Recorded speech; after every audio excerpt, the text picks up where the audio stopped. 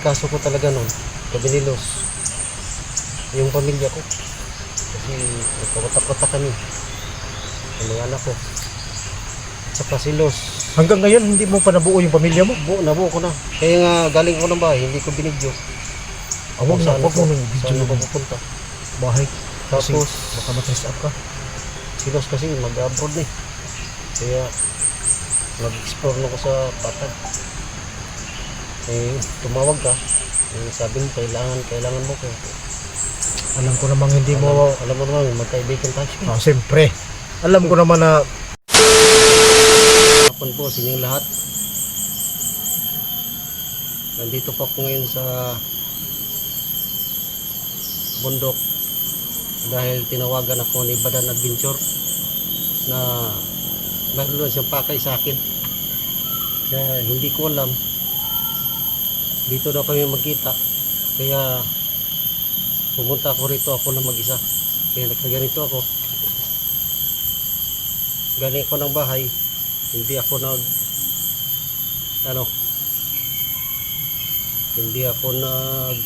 video para sa secure ng pamilya ko. Kaya nagganito ako, mga idol, para hindi ako makilala ng mga bandido, no? Hindi ko alam kung anong pakay ni Badan sa akin, kung bakit niya ako pinapapunta dito sa bundok. Magkikita daw kami dito banda, kaya kaibigan naman natin ni si Badan o kasama natin sa kaya hindi ko siya binigo, pumunta ako dito. Kaya nagkaganito ako mga idol para hindi ako makilala.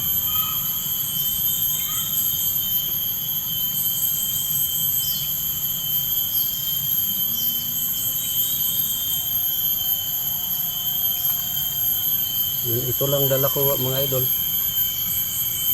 Ito lang yung ko. Tsaka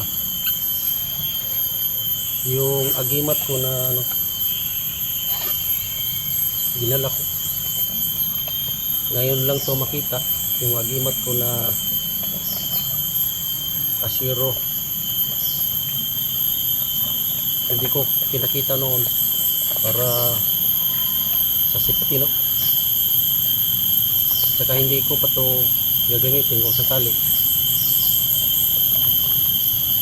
para hindi nila alam.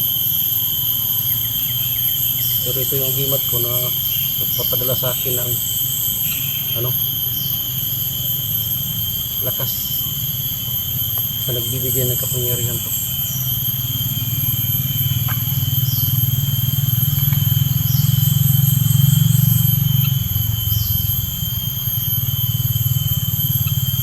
Sa ngayon wala akong dinala, ito lang at saka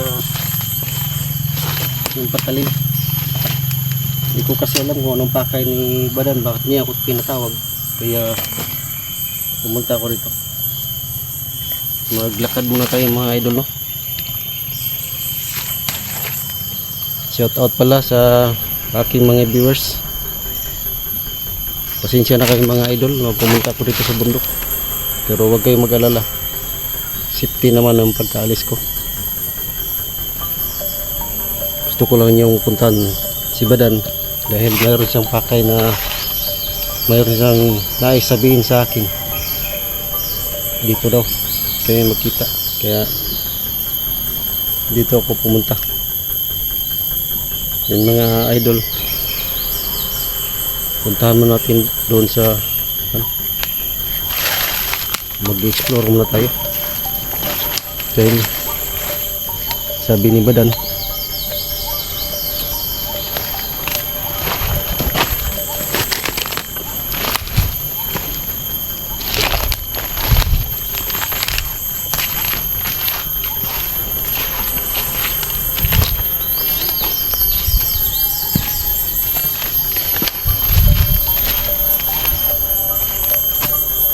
medyo masukal to mga idol, no?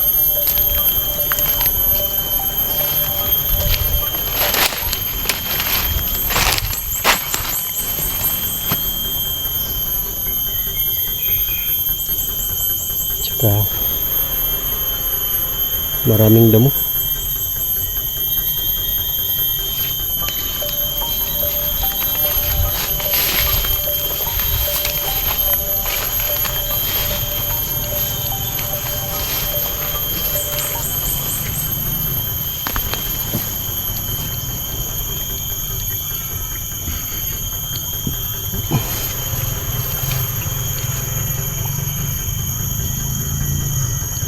Mga idol, shoutout pala sa andyan sa abroad, saka sa Luzon, Visayas at Mindanao. Magandang hapon po sa inyong lahat, kasi hapon na ngayon paggabi na, kaya sa ganitong oras sabi ni Badan magkikita daw kami, kaya parang kinakabahan ako, pero yung agimat ko na kasiro dinadala ko, tsaka may agimat man si Badan, yung tali niya siguro kayang kaya yung mga bandido na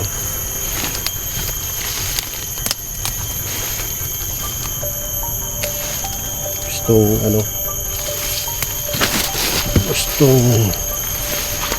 kumalaban sa kanya siguro. Yes, siya magpapatulog.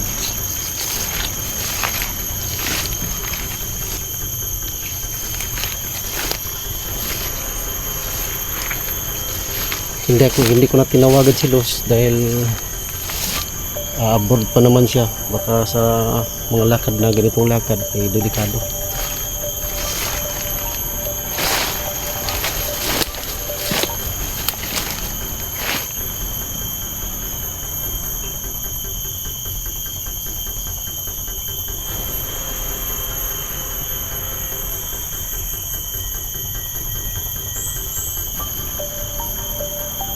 Mahirap daanan, napakahirap.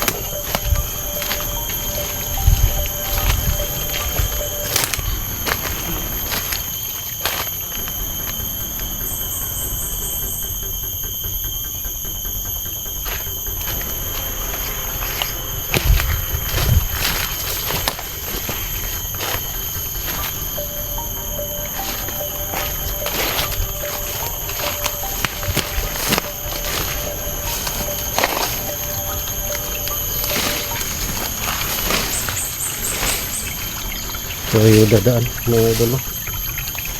Parang may ano doon.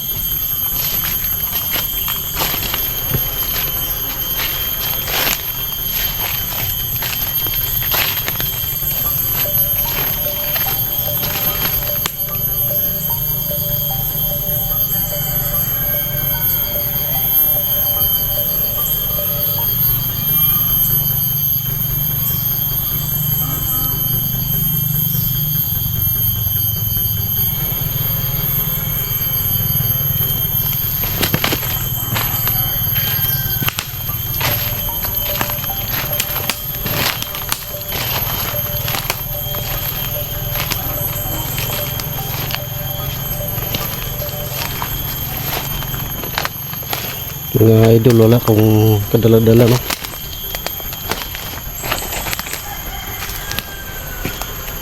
Ito lang yung patalim ng dala ko.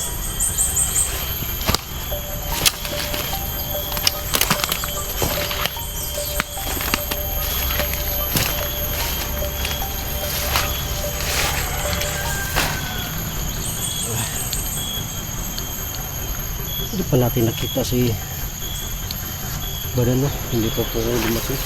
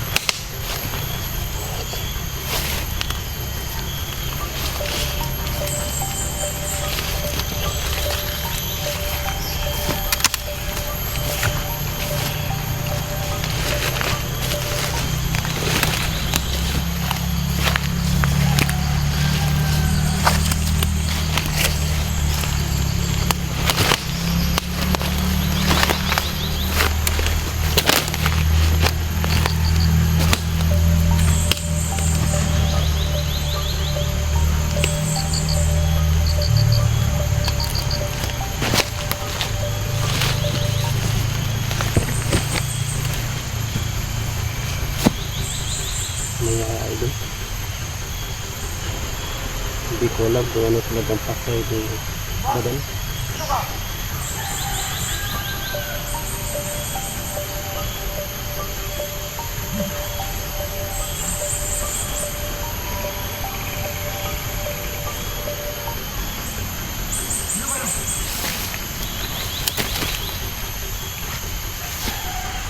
Parang may narinig at nag-usap.